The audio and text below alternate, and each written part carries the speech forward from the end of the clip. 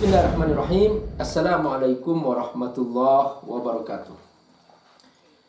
Alhamdulillah, wassalatu wassalamu ala rasulillah wa ala alihi wa sahbihi wa wala. Sahabatku semua, rahimakumullah, sahabat Zawiyah dan semua para santriwati di tahfidz, di lembaga tahfidz Darul Ilm, dan juga semua sahabat-sahabat yang Allah muliakan. Abi Amir bahagia banget pada malam ini karena dipertemukan dalam pembahasan mengenai Al-Quran. Jadi setiap pertemuan, karena Al-Quran adalah kemuliaan, dan siapapun yang ingin mulia hendaklah selalu bersama Quran, entah dengan menghafalnya, entah dengan memahami kandungannya, entah dengan mencintai para penghafal Quran, mencintai para ulama Al-Quran, mencintai para guru yang mengajarkan kita Al-Quran. Pokoknya Al-Quran itu mulia. Mengajarkan huruf-huruf Quran aja itu sudah kemuliaan. Membaca Al-Quran itu per huruf hitungan pahalanya.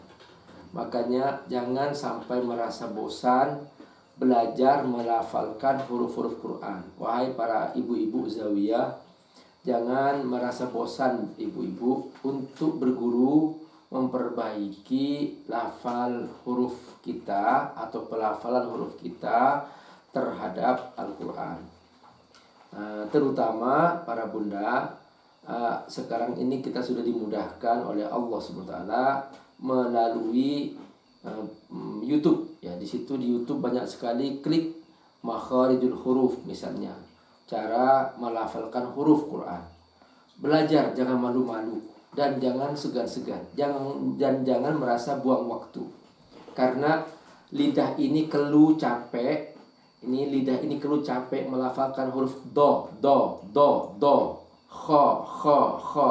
Kalau kho jangan terlalu ngerok ya, jangan di ngerokkan ya. Kho, jangan begitu. Dia lembut. Kho. Jadi ngeroknya sedikit saja. Itu juga salah satu cara melafalkan Quran. Itu harus dipelajari. Jangan sampai merasa bosan. Ha beda dengan ha. Banyak orang salah hanya ha. Itu belajar ibu-ibu. Pokoknya jangan malu. Itu hitungannya per huruf. Jadi insya Allah mudah-mudahan semua sahabat ini insya Allah bisa terus meningkatkan persahabatannya bersama Al-Quran. Kita masuk sekarang ke dalam surah Al-Ankabut. Al-Ankabut artinya laba-laba. Jadi surah laba-laba. Jadi dalam Al-Quran ada beberapa surah yang oleh Allah diberi nama dengan nama binatang. Ada An-Nahl, lebah. Ada An-Naml, semut. Terus ada Al-Ankabut, laba-laba. Kalau An-Nahl, lebah, membahas tentang bagaimana sebuah komunitas laba-laba mencontohkan kepada kita bagaimana cara berkreasi yang terbaik, yaitu menghasilkan madu. Bagaimana caranya?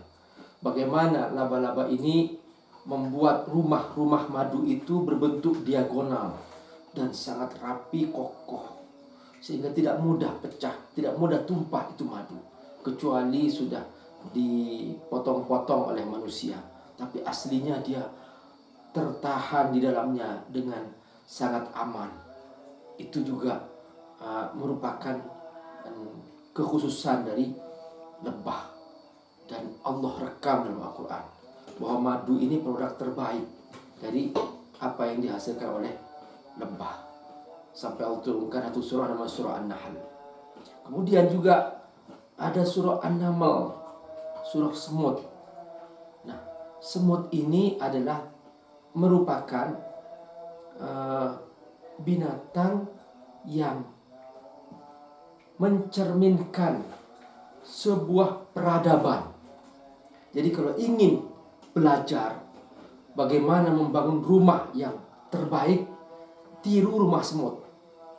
Tanpa AC, tanpa pendingin, di musim panas dia teduh, di musim dingin dia hangat. Itu rumah semut. Makanya para pendahulu kita, mereka berhasil mempelajari rumah semut untuk mereka tiru. Itulah mengapa masjid-masjid yang terdahulu tidak perlu AC, tidak perlu loudspeaker. Langsung itu bergema sendiri tanpa speaker. Coba datang ke Turki.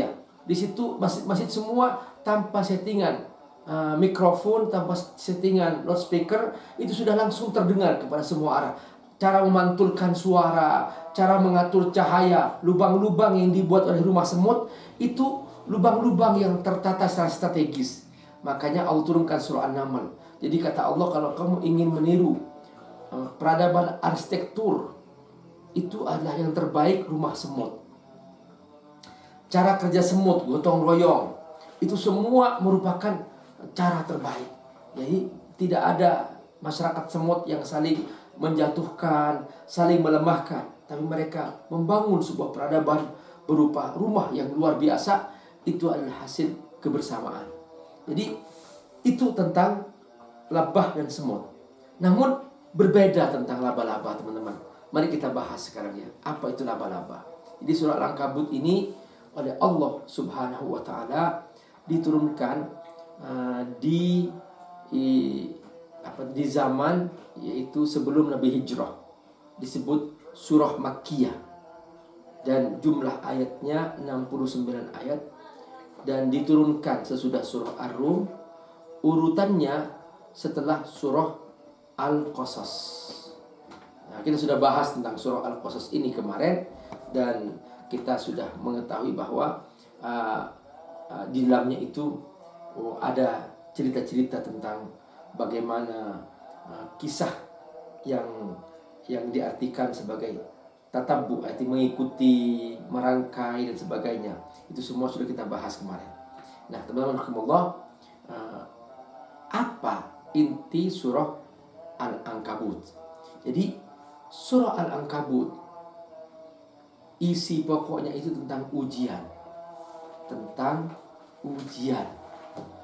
Nah, dari mana kita paham? Dari ayat pertama dan kedua. Langsung di situ dibahas oleh Allah Subhanahu wa taala. A'udzubillahi minasyaitonirrajim. Alif Lam Mim. Ahasiban nasu an yutraku an yaqulu amanna wa hum la yuftanun. Apakah manusia mengira bahwa setelah dia beriman dia tidak akan diuji oleh Allah Subhanahu wa taala. Jadi kata fitnah yuftanun itu adalah artinya ujian. Maksudnya apa? Bahwa setiap orang beriman pasti akan diuji oleh Allah Subhanahu wa taala. Jadi seakan-akan Allah mengatakan, "Hei orang beriman, jangan mengira kamu setelah kamu beriman kamu aman-aman saja." Enggak. Kamu pasti akan diuji, dan hidup ini adalah ujian.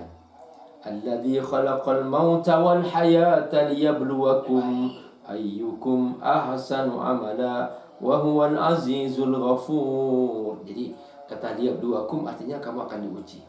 Diuji apanya? Diuji amalmu yang terbaik. Jadi hidup ini ujian. Yang beramal terbaik lolos, yang tidak beramal gagal. Pak Ustadz, apakah orang-orang yang kaya raya itu sudah sukses? Belum tentu. Kalau dia masuk neraka, gagal. Jadi ketahuan seorang itu sukses atau tidak di akhirat nanti. Kalau dia masuk surga, sukses. Kalau dia masuk neraka, gagal. Jadi di dunia ini semua, teman-teman, tidak ada orang sukses. Di dunia ini semuanya proses. Yang kaya diuji dengan hartanya, yang miskin diuji dengan kemiskinannya, yang sehat diuji dengan kesehatannya, yang sakit diuji dengan kesakitannya. Apakah ketika dia kaya beramal terbaik? Kalau beramal terbaik, sukses. Apakah ketika dia miskin, dia masih beramal soleh? Kalau dia beramal soleh, berarti sukses. Kalau dengan kemiskinannya, dia malah jatuh dalam maksiat, jatuh dalam perzinaan, menjual diri, merampok, korupsi, mencuri, wah, berarti gagal. Apakah dengan kesehatannya dia sukses? Kalau dia beramal soleh, rajin taklim, rajin ke masjid, sukses. Kalau dia ternyata dengan kesehatannya sibuk dengan maksiat, dosa, gagal. Jadi jangan dikira orang sakit itu sudah gagal. Belum. Orang sakit itu juga boleh jadi mereka sukses. Kenapa? Dengan sakitnya dia banyak bertobat, banyak beristighfar, banyak minta ampun kepada Allah, maka dia sukses. Jadi itu makna kata Allah, jangan dikira aku membiarkan kamu. Tidak, semua pasti akan aku uji. Semua tidak akan lepas dari ujianku. Ini yang harus kita pahami, bahwa ujian itu pasti akan menimpa setiap orang. Makanya caranya gimana supaya sukses? In asabathu sarra syakara. Kalau kamu mendapatkan nikmat, bersyukurlah. Sukses. Wa in asabathu dharra sabar. Kalau kamu mendapatkan kemelaratan, kesulitan, kesengsaraan, sabar. Jadi itu dua-duanya sama-sama sukses. Ketika kaya bersyukur, ketika miskin bersabar, sukses. Sama-sama sukses. Ketika sehat bersyukur, ketika sakit bersabar, dua-duanya sama-sama sukses. Jadi inilah menurut Allah hakikat daripada tujuan surah Al-Ankabut. Nah, mengapa Allah Subhanahu wa taala menjelaskan tentang masalah ujian? Sebab ujian ini merupakan sunnah kauniyah. Artinya memang itu merupakan aturan Allah Subhanahu wa ta'ala. Siapapun yang namanya hamba, siapapun yang namanya makhluk, dia akan diuji oleh Allah Subhanahu wa ta'ala. Yang masih muda diuji dengan kemudaannya. Apakah dia dengan kemudaannya menggunakan dengan ketaatan kepada Allah? Kalau yang muda-muda mentaati Allah, maka Allah sangat cinta. Yang tua pun juga diuji dengan ketuaannya. Kalau semakin tua semakin maksiat, dia adalah orang paling celaka. Sudah mau mendekati kematian, masih sibuk dengan dosa. Inilah manusia paling celaka. Nah, ini manusia nggak tahu diri. Sudah semakin tua semakin maksiat lagi. Sudah bau tanah masih juga sibuk dengan dosa-dosa. Na'udzubillah min dzalik. Bapak-bapak, makanya apa kata Nabi? Innallaha yuhibbut taqi. Allah suka kepada orang yang bertakwa. Wa hubbuhu lisyabit taqi asyad. Tetapi cinta Allah kepada anak muda yang bertakwa lebih. Ini anak muda masih bisa dia kemana-mana, melalang buana, bisa berbuat dosa kemana-mana, kok malah bertakwa? Allah suka. Wa innallaha yabghadul fasik, yabghadul asi. Allah sangat benci kepada orang yang berbuat maksiat. Wa hubbuhu lisyaikhil asi asyad. Tapi wa bughduhu lisyaikhil asi asyad. Tapi murkanya Allah, innallaha yabghadul fasik, Allah benci kepada orang yang berbuat dosa, fasik. Wa bughduhu lisyaikhil fasik asyad. Tapi murkanya Allah kepada orang tua yang masih berbuat dosa lebih-lebih lagi. Nah, oleh karena itu perpindahan dari muda ke tua ini semua ujian. Ini sudah kauniyah. Coba perhatikan Al-Ankabut ayat 3. Di situ Allah firman, "Wa laqad fatanna alladzina min qablihim." Sudah aku uji orang-orang yang sebelum kalian. Jadi orang terdahulu Allah uji, teman-teman. Tidak terlepas di ujian. Kemudian juga tujuan apa? Untuk apa Allah menguji itu semua? Tujuannya supaya nampak siapa yang masih punya iman, siapa yang tidak. Ya, contoh misalnya nih, Nabi Yusuf alaihissalam pernah diuji dengan kesulitan, masuk sumur. Bayangkan, masih kecil masuk sumur. 3 hari dalam sumur. Nabi Yusuf sabar, dia tidak mengeluh, sukses. Diuji lagi, pas masuk istana, Nabi Yusuf sudah muda, dan Nabi Yusuf juga punya nafsu syahwat, punya manusia biasa. Tiba-tiba datang seorang wanita cantik jelita, membuka auratnya, mengajak berzina. Nabi Yusuf mengatakan, qala ma'adallah, aku takut kepada Allah Subhanahu wa ta'ala. Padahal bisa mengerjakannya di tempat tertutup, di ruangan tertutup, aman, bisa mengerjakannya. Tapi Yusuf mengatakan, qala ma'adallah, aku takut kepada Allah Subhanahu wa ta'ala. Masya Allah, sukses. Itulah contoh orang yang sukses. Ketahuan dengan apa? Dengan ujian. Satu hari Umar bin Khattab radhiyallahu anhu pernah keliling di tengah padang pasir, ketemu dengan seorang anak muda pengembala. Umar bin Khattab nguji, ngetes anak muda ini. Ya gulam, wahai anak muda, kam kana al-ghanam, berapa dulu kambing yang diberikan majikan kamu? Satu. Wahid bas, satu. Wa kamal an, sekarang sudah berapa kambing yang kamu pegang? Asyar, 10. Wah, tadi satu, berkembang biak, beranak pinak 10. Masya Allah, luar biasa. Tadinya satu, sekarang beranak pinak jadi 10. Kata Umar, hal ya arif sayyidik, apakah majikanmu tahu kambing 10? Lah, enggak tahu. Oh gini aja, gimana kalau aku beli satu, uangnya ambil kamu, majikanmu kan enggak tahu. Gimana? Setuju? Apa kata anak muda ini? Dia berkata, wahai khalifah, Allah yarani, majikanku boleh jadi enggak tahu, tapi Allah melihat aku. Perhatikan, inilah ujian anak muda. Jadi jangan terlena. Sekarang lagi musim nih, anak-anak muda yang bergaul bebas. Mereka merasa bebas di tempat sekolahnya, di tempat kuliahnya. Pakai jilbab, iya, tapi dia tiba-tiba hamil di luar nikah. Nauzubillah min dzalik. Dengan jilbabnya is okay, tapi ternyata dia gak berhasil untuk menjaga kehormatannya. Akhirnya dia jatuh dalam dosa dan dia hamil di luar nikah. Makanya kata Allah apa? Al-Ankabut ayat 3. Apa tujuan ujian? Fala ya'lamannallahu alladhina shadaqu wa la ya'lamannal kadhibin. Tujuan ujian adalah untuk nampak siapa yang jujur imannya, siapa yang berdusta dengan imannya. Itu dia. Siapa yang jujur dengan jilbabnya, sehingga dia benar-benar dengan berjilbab dia menjaga kehormatannya. Dan siapa yang berdusta, sehingga banyak yang memakai jilbab secara zahir, tapi dia berzina, dia maksiat, dia dosa, dia bergaul bebas. Banyak sekali seperti itu. Dari ujian ini nampak, fala ya'lamannallahu alladhina shadaqu wa la ya'lamannal kadhibin. Ini Allah ulang 2 kali tujuan ujian ini. Pertama pada ayat yang ketiga, terus yang kedua pada ayat yang ke-11.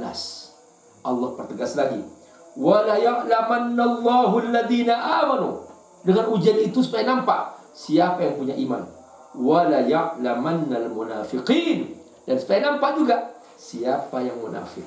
Nah, di akhir-akhir ini teman-teman rahimakumullah, kita menemukan bahwa ternyata begitu banyak orang mau disogok, mau dibayar untuk menjadi buzzer, untuk menjelek-jelekkan Islam, untuk menjelek-jelekkan para ulama, untuk menjelek-jelekkan Nabi Muhammad SAW, hanya dengan dibayar. Nah, ketahuan dia mengaku muslim, dia sholat, dia puasa, dia pergi haji, tapi begitu dia tergiur dengan uang, ayo aku bayar kamu. Saya, apa tugas kamu? Apa tugasku? Jadi buzzer aja. Jelek-jelekkan Islam, jelek-jelekkan ulama. Ada yang mau. Nah, ini ketahuan nih, siapa yang punya iman dan siapa yang munafik. Wala ya'lamannallahu alladhina amanu wala ya'lamannal munafiqin. Orang yang punya iman gak akan mau dibayar. Masa aku dibayar hanya dapat uang, setelah itu aku disiksa oleh Allah Subhanahu wa ta'ala. Jadi itulah teman-teman rahimakumullah. Jadi seakan-akan Allah mengatakan begini, wahai hambaku, tahu enggak, jika terjadi kepadamu sebuah ujian, kamu harus pastikan bahwa kamu tetap konsisten. Jika itu berupa nikmat, sabarlah, syukurlah. Jika itu berupa musibah, sabarlah. Kalau kamu berhasil, kamu sukses. Dan di situ akan teruji siapa kamu. Apakah kamu betul-betul beriman? Apakah kamu ternyata selama ini adalah munafik?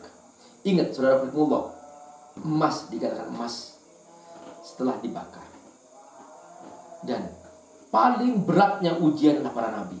Para nabi semakin menjadi nabi, semakin berat ujiannya. Jangan dikira para nabi itu senang-senang saja, aman-aman saja. Para nabi itu paling berat ujiannya. Sungguh, apa kata Nabi? Asyaddun nas ibtila'an al-anbiya. Paling beratnya ujian bagi para nabi adalah, bagi manusia adalah para nabi. Lihat Bapak Ibu rahmatullah, Nabi Muhammad SAW. Nabi Muhammad SAW. Ya Allah, belum lahir sang ayah diambil. Umur 6 tahun sang ibu diambil. Setelah nyaman sama kakeknya Abdul Muttalib diambil ya Allah. Lalu diasuh oleh pamannya Abu Thalib. Nyaman dengan pamannya, Masya Allah, dijaga, dikawal, dibawa, diajak berdagang, diajari mengembala kambing di kota Mekah. Nabi Muhammad SAW pada waktu masih kecil mengambil upah, teman-teman, mengembala kambing di kota Mekah. Ujiannya berat, kekurangan harta. Pamannya tidak kaya, Abu Thalib tidak kaya. Dia bekerja keras, berdagang. Nabi Muhammad diajarkan berdagang, diajarkan mengembala kambing, mengambil upah, Masya Allah. Sampai kemudian Nabi Muhammad menikah dengan Ibunda Khadijah setelah membawa dengan Ibunda Khadijah. Begitu Nabi Muhammad SAW sudah merasa aman dengan pamannya Abu Thalib, Ibunda Khadijah di sampingnya, maka orang-orang kafir Mekah sangat menghormati Rasulullah SAW. Masya Allah, luar biasa. Tapi sayang teman-teman, apa terjadi?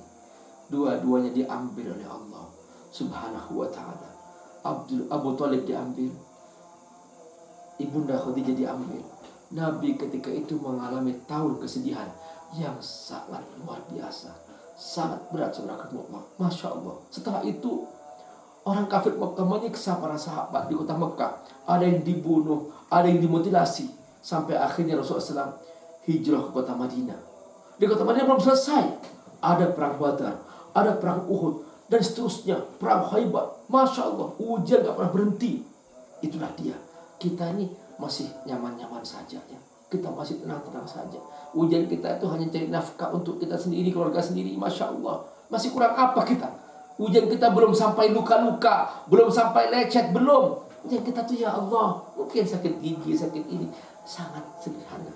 Masya Allah. Jangan mudah menyerah, teman-teman. Jangan mudah mengeluh, teman-teman. Ayo, kita benar-benar memastikan bahwa kita adalah benar-benar orang yang lulus dalam ujian itu. Makanya apa kata Allah? Fala ya'lamannallahu alladhina sadaqu wa la ya'lamannal kadhibin. Ujian untuk memastikan bahwa ujian itu untuk nampak siapakah yang jujur dan siapakah yang pendusta. Dan juga kata Allah apa? Untuk mengetahui siapakah yang beriman. Wa la ya'lamannal ladzina amanu wa la ya'lamannal munafiqin. Siapa yang benar-benar beriman dan siapa yang munafik. Apa yang Allah? Bagaimana caranya supaya kita lulus ujian? Allah. Di sini dikatakan, wahai saudaraku, jangan mengira dunia ini mudah dan sepi masalah.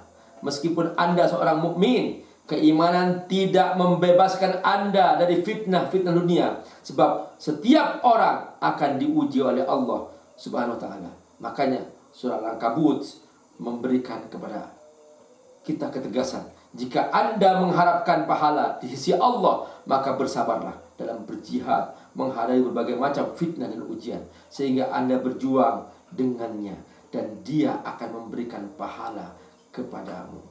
Nah, ini dia yang kata Allah bahwa supaya kita ini lulus dalam ujian, tanamkan dalam jiwa kita ini harapan kepada Allah. Aku hanya ingin ridho Allah. Aku hanya ingin bertemu Allah. Aku hanya ingin kembali kepada Allah. Aku hanya ingin bersama Allah. Ya sudah, kalau ini seperti ini, kita tidak akan pernah goyah dalam ujian apapun.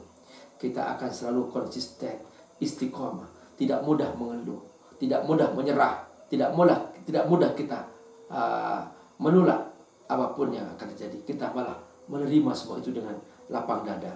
Makanya Nabi diajarkan oleh Allah agar berlapang dada. Alam nashrah laka sadrak. Itu dia, lapang dada. Teman-teman rahimakumullah. Tahu nggak lapang dada? Begini. Nih, teman-teman. Lapang dada itu gini. Orang yang lapang dadanya, masalah besar menjadi kecil. Orang yang sempit dadanya, masalah kecil menjadi besar. Tahu nggak? Gajah itu besar. Tapi ketika gajah itu berdiri di tempat lapangan yang luas, gajah nampak kecil. Tikus itu kecil. Tapi ketika tikus itu masuk ke kamar tidur kita yang sempit, dia jadi besar, jadi masalah. Jadi orang yang sempit dadanya, dia akan bermasalah terus. Sedikit-sedikit marah, sedikit-sedikit ngamuk, sedikit-sedikit menyerah, sedikit-sedikit sedih, sedikit-sedikit pusing. Tapi orang yang lapang dadanya, dia akan selalu bahagia. Alam nashrah laka sadrak. Caranya bagaimana? Serahkan kepada Allah, berharap hanya kepada Allah. Ini ayatnya, ayat yang kelima, Al-Ankabut. Man kana yarju liqa Allah fa inna ajalallahi la'at wa huwas sami'ul alim. Siapa yang mengharapkan ridha Allah, sesungguhnya ketentuan Allah pasti datang. Allah Maha mendengar, Allah Maha mengetahui. Jadi teman-teman, ini dia cara menanamkan supaya kita selalu ridho dengan apa yang tidak Allah. Kita hanya berharap kepada Allah Subhanahu wa ta'ala. Selanjutnya apa? Selanjutnya kita harus berjuang. Berjuang itu maksudnya apa? Berjihad. Berjihad maksudnya apa? Melawan hawa nafsu. Berjihad melawan hawa nafsu. Melawan godaan-godaan setan. Melawan kesulitan. Jangan tinggal diam. Jadi jangan menyerah. Misalnya anak-anakku nih, yang putri-putri ini, misalnya ingin hafal Quran, harus berjihad, bersungguh-sungguh menghafal Quran. Nggak bisa hanya duduk berpangku tangan. Mencari ilmu, harus berjuang bersungguh-sungguh untuk mendapatkan ilmu. Itu namanya berjihad. Makanya pada ayat yang ke-6 Allah sebutkan di sini. Wa man jahada fa innama yujahidu li nafsihi innallaha la ghaniyyun 'anil 'alamin. Maka siapa yang berjuang, dia sedang berjuang untuk dirinya sendiri. Tapi siapa yang tidak mau berjuang, ya sudah, kata Allah, aku gak butuh. Jadi kata jihad itu diartikan bahwa bukan hanya urusan perang. Jadi waktu perang ya perang, waktu damai ya kita berjuang dengan melawan hawa nafsu, mengendalikan nafsu, selalu mentaati Allah. Jangan sampai jatuh dalam maksiat. Kalau di tangan kita ada HP, jangan main HP. Kan kadang-kadang orang tergoda dengan HP, sehingga habis waktu dalam urusan yang sia-sia. Nonton gak berhenti-berhenti. Melawan hawa nafsu, jangan sampai tergoda oleh tontonan. Pilih yang baik-baik. Banyak sekali tontonan yang baik-baik, banyak sekali. Jangan menjadi orang yang kemudian hanya menyerah kepada keadaan. Tidak bisa. Kata Allah, wa man jahada fa innama yujahidu li nafsihi innallaha la ghaniyyun 'anil 'alamin. Jadi kalau kamu berjihad untuk kemenanganmu atas hawa nafsu kamu, atas setan yang menggoda kamu, itu manfaatnya untuk diri kamu sendiri. Tapi kalau kamu enggak mau, kata Allah, aku enggak butuh kamu. Innallaha la ghaniyyun 'anil 'alamin. Aku tidak butuh kamu. Nah, sahabatku rahimakumullah, di sini kita harus mengerti bahwa tidak semua ujian itu merupakan siksaan. Jadi jangan sampai diartikan bahwa ketika aku sakit, ini siksaan. Jadi ada orang salah paham bahwa ketika dia sakit, aku disiksa oleh Allah. Dalam Islam itu nggak ada karma. Nggak ada karma. Jangan diartikan ini, ini karena karma. Karma itu bukan akidah orang Islam.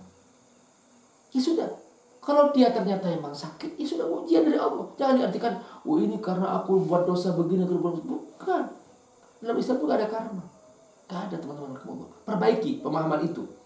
Jadi kita itu harus paham bahwa apapun yang menimpa kita, nih, para nabi saja, para nabi masih kurang apa para nabi?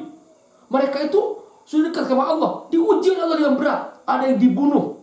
Nabi Yahya disembelih. Nabi Yahya disembelih sedang sholat di mihrab, disembelih.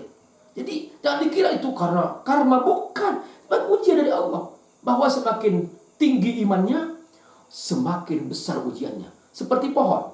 Semakin tinggi sebuah pohon, semakin kencang angin menerpa. Jadi itu ujian. Perhatikan ayat ke-10 tuh.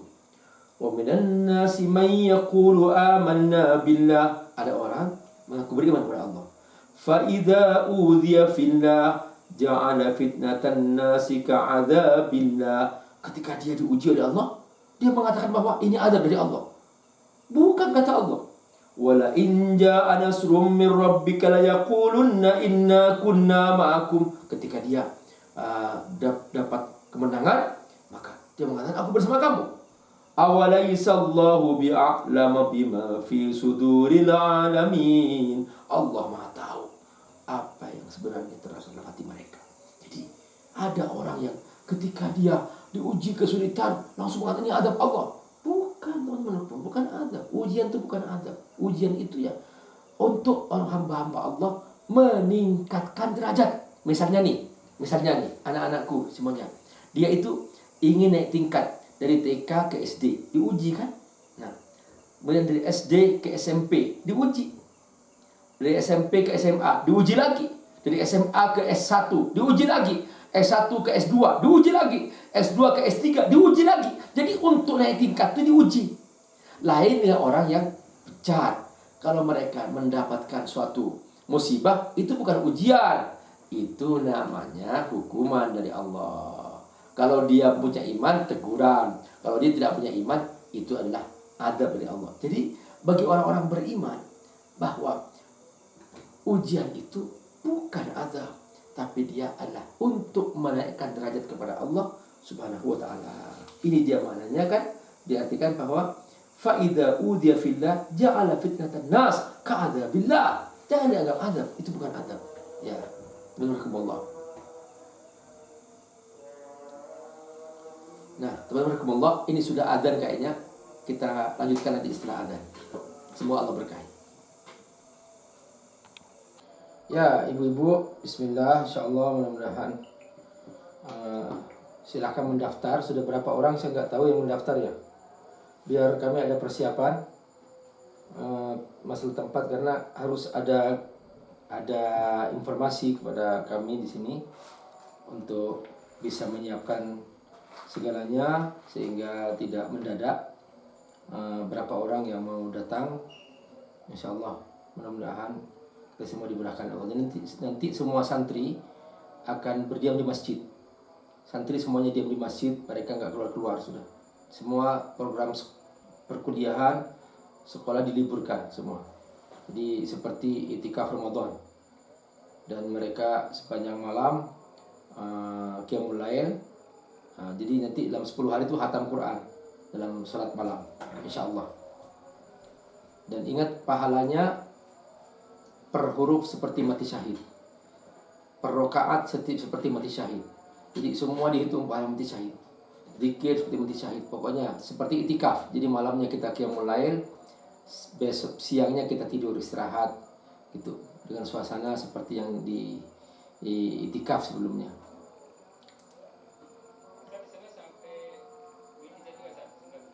Insyaallah, insyaallah.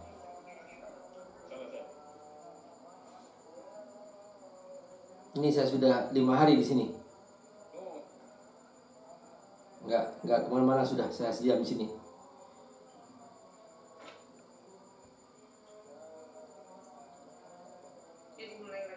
Ya. Bismillahirrahmanirrahim.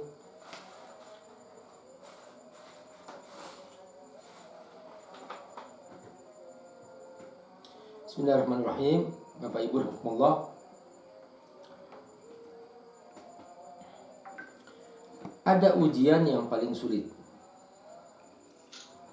disebutkan dalam surah Al-Ankabut, yaitu ketika datangnya ujian tersebut dari orang terdekat, bahkan dari orang yang paling kita muliakan, yaitu orang tua. Orang tua adalah orang yang paling berjasa dalam hidup kita. Dalam banyak ayat Allah menghubungkan mentaati orang tua itu selevel dengan mentauhidkan Allah. Wa qadara rabbuka alla ta'budu illa iyyah wa bil walidaini ihsana.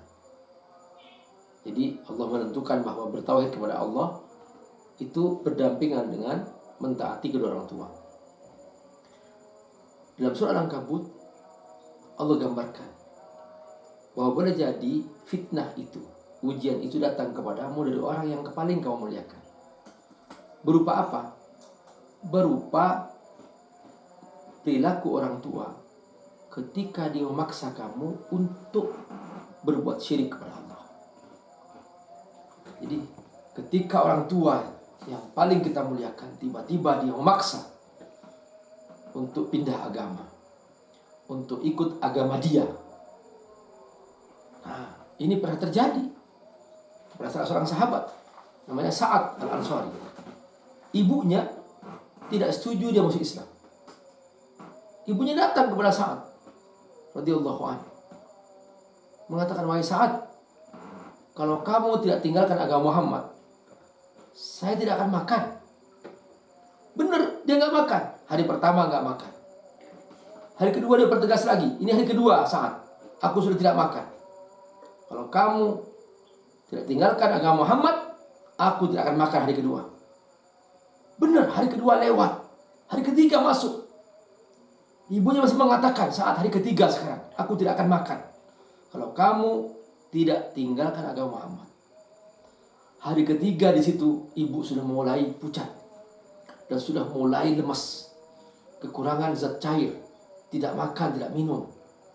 Di situ Sa'ad mengatakan, wahai ibu, ini agama yang aku pilih. Silahkan ibu mati 100 kali, aku tidak akan pindah agama. Ini agamaku, ini pilihanku ibu. Benar, mentaati ibu adalah suatu kewajiban, tapi mentaati Allah lebih wajib lagi.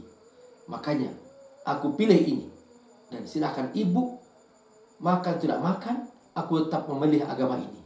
Akhirnya ibunya makan. Setelah itu sudah gagal ibunya. Nah, ini dia kata Allah Subhanahu wa ta'ala, boleh jadi ujian itu datang dari orang terdekat dari kamu dan dia memaksa kamu pindah agama. Apa kewajibanmu? Di situ kamu harus jelas bahwa kamu punya prinsip di situ. La ta'ata li makhluqin fi ma'siyatil khaliq. Tidak boleh makhluk ditaati kalau dia mengajak berbuat maksiat kepada Allah Subhanahu wa ta'ala. Ini kaidah, ini hadis. La ta'ata li makhluqin fi ma'siyatil khaliq. Tidak boleh makhluk ditaati kalau dia mengajak berbuat maksiat kepada Allah Subhanahu wa ta'ala. Nah, ini ayatnya, ayat ke-8. Wa wassaynal insana biwalidayhi husna. Allah telah memberikan nasihat agar dia mentaati orang tuanya. Wa in jahadaka litusyrika bima laysa laka bihi ilm fala tuti'huma. Jika kedua orang tuamu memaksa kamu pindah agama, berbuat syirik kepadaku, jangan kau patuhi.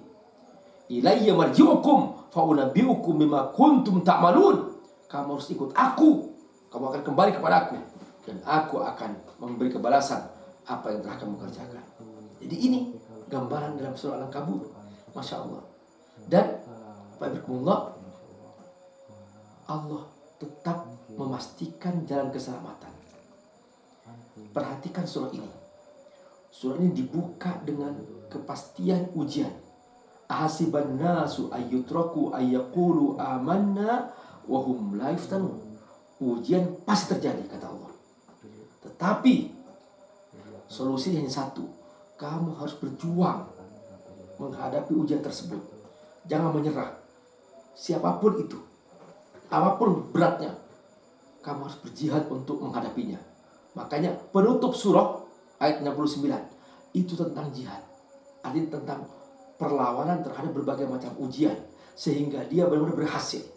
Bisa jadi ujian itu berat, penyiksaan, boleh jadi ujian itu berupa kesenangan, semua ujian.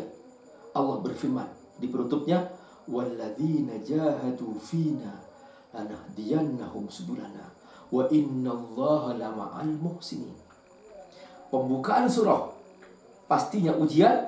Penutupan surah, berjihad menghadapi ujian itu. Dan orang yang berhasil, kata Allah, dialah manusia ihsan. Wa innallaha lama'al muhsinin. Masya Allah. Lalu Allah ceritakan dalam surah Al-Ankabut ini, para pahlawan, para pejuang yang berhasil menghadapi ujian-ujian berat. Di antaranya adalah Nabi Nuh alaihissalam. Nabi Nuh alaihissalam selama 1000 tahun berdakwah, yang ikut hanya 80 orang, saudara Allah. 80 orang, 1000 tahun berdakwah. Nabi Nuh tidak pernah menyerah selama 1000 tahun. Bayangkan, Allah ceritakan ini, bahwa Nabi Nuh diuji dengan pengikut. Sudah diejek, dihina, sampai kaumnya itu kalau ketemu Nabi Nuh menutup kepalanya, jangan sampai melihat wajah Nabi Nuh, telinganya mereka tutup. Seperti itu ejekan selama 1000 tahun. Nabi Nuh tidak pernah menyerah. Itu ujian. Nabi Nuh tahu itu ujian. Bagi Allah tidak gagal. Jadi bagi Allah yang paling penting kamu istiqomah. Jumlah pengikut itu bukan bukti keberhasilan. Bukan. Keberhasilan itu nampak di akhirat nanti. Apakah dia ikhlas atau tidak dalam berdakwah. Kalau soal pengikut jumlahnya banyak, itu bukan ukuran. Kata Allah, aku gak penting dengan jumlah itu. Aku gak penting dengan apapun yang kamu keberhasilan. Yang paling penting mana ikhlas kamu. Itu yang Allah tunggu-tunggu. Mana amal kamu dalam berjuang itu. Jadi banyak orang salah paham, disangkanya bahwa Pak Ustadz, aku punya pesantren, aku punya ini. Bukan, ke pesantren gak ada yang punya. Yang punya Allah. Gitu loh. Tapi yang paling penting, mana kamu beramal. Mana sumbangsih kamu untuk mereka yang telah berjuang di Allah. Mana dukungan kamu. Itu yang paling penting. Bukan semuanya jadi nabi, bukan semuanya jadi ulama. Bukan. Pendukung para ulama juga penting. Membantu para ulama juga penting. Menjaga mereka juga penting. Semuanya itu merupakan jihad. Walladzina jahadu fina lanahdiyannahum subulana. Bapak Ibu Allah. Makanya Allah ceritakan Nabi Nuh. Allah bangga dengan Nabi Nuh. Bukan karena jumlahnya, bukan. Karena istiqomahnya. Karena konsistennya 1000 tahun gak pernah menyerah. Pengikutnya sedikit. Tapi Allah bantu Nabi Nuh. Allah tenggelamkan orang-orang yang tidak mau beriman itu. Nabi Ibrahim alaihissalam dibakar. Diuji dengan apa? Dibakar. Kalau Nabi Nuh diuji dengan panjangnya dakwah. Nabi Ibrahim diuji dengan dibakar. Tapi Nabi Ibrahim tetap sabar. Tidak menyerah. Allah rekam dalam ayat 24. Qalu uqtuluhu. Kaumnya berkata, bakar Ibrahim, bunuh Ibrahim, au harikuhu, atau bakar Ibrahim. Fa'anjahullahu minan nar. Tapi Allah punya kemauan lain. Allah biarkan api itu menjadi membara, tapi Allah perintahkan untuk dingin, sehingga Nabi Ibrahim selamat dari bakaran api. Inna fi dzalika laayatin liqaumin yu'minun. Di situ ada bukti-bukti kuasaan Allah Subhanahu wa taala. Lalu Allah Subhanahu wa taala berfirman pada surah Al-Ankabut ayat 9. Walladzina amanu wa amilus sholihat lanudkhilannahum fis sholihin. Nah, ini kata kunci bahwa dalam ujian tetap kita beriman. Yang kedua, beramal soleh. Ingat Bapak Ibu, dalam ujian tetap kita beriman, beramal soleh. Ini pentingnya kita ngaji. Supaya apa? Supaya kita digolongkan kepada orang-orang soleh. Lanudkhilannahum fis sholihin. Aku akan masukkan kamu pada golongan orang-orang soleh. Bapak Ibu, mengapa surah ini diberi nama surah laba-laba? Bapak Ibu rahimakumullah. Laba-laba adalah keluarga yang paling buruk. Laba-laba adalah contoh keluarga yang paling buruk. Keluarga itu keluarga fitnah. Hidupnya laba-laba, hidup fitnah. Rumah laba-laba, rumah fitnah. Rumit, fitnah itu rumit. Seperti rumah laba-laba. Perhatikan, anyaman benang rumah laba-laba, anyaman yang paling rumit. Seperti itu rumitnya menyelesaikan fitnah. Disangkanya rumah itu aman. Padahal kalau hujan kehujanan, kalau dingin kedinginan, kalau kena angin itu hanyut itu rumah. Rumah disangkanya tempat berlindung. Makanya kata Allah, orang-orang yang tidak beriman mencari perlindungan di kemana? Berlindung kepada makhluk. maka seperti mereka berlindung kepada rumah laba-laba. Rumah tidak berdaya. Makanya orang-orang tidak punya iman berlindung kepada uang, berlindung kepada kekuasaan, berlindung kepada jabatan, berlindung kepada perusahaan. Itu semua lemah, tidak berdaya. Seperti berlindung kepada rumah laba-laba. Nah, Allah gambarkan di sini bahwa kita tidak punya perlindungan kecuali kepada Allah Subhanahu wa taala. Makanya jangan terlena dengan dunia. Jangan terlena dengan kemegahan dunia, harta. Bukan itu. Itu semua hanya ilusi. Itu hanyalah kamuflase yang kamu bayangkan. Seakan-akan itu adalah merupakan perlindungan. Bukan, kata Allah. Makanya Allah sebutkan pada ayat ke-51. Mathalul ladzina takhadhu min dunillahi awliya. Orang yang berlindung kepada makhluk selain Allah. Kepada makhluk, itu bahasa Allah. Kamathalil ankabut. Seperti laba-laba. Ittakhadhat baita, membuat rumah. Wa inna awhalal buyut labaitul ankabut. Sungguh rumah laba-laba itu rumah paling lemah. Lau kanu ya'lamun, kalau mereka tahu. Makanya berlindunglah kepada Allah SWT. Lebih dari itu, rumah laba-laba, rumah fitnah. Kalau si betinanya dia sudah hamil dan sudah siap-siap melahirkan, langsung betina ini memakan habis suaminya. Setelah itu bangkainya dibuang di luar rumahnya. Lalu setelah betina ini melahirkan, anaknya besar, anaknya rame-rame makan ibunya. Bangkai ibunya dibuang di luar rumahnya. Seperti itu rumah ini, saling rebutan. Ya Allah, seperti seorang anak rebutan harta warisan ayah ibunya dan lupa kepada ayah ibunya. Naudzubillah min dzalik.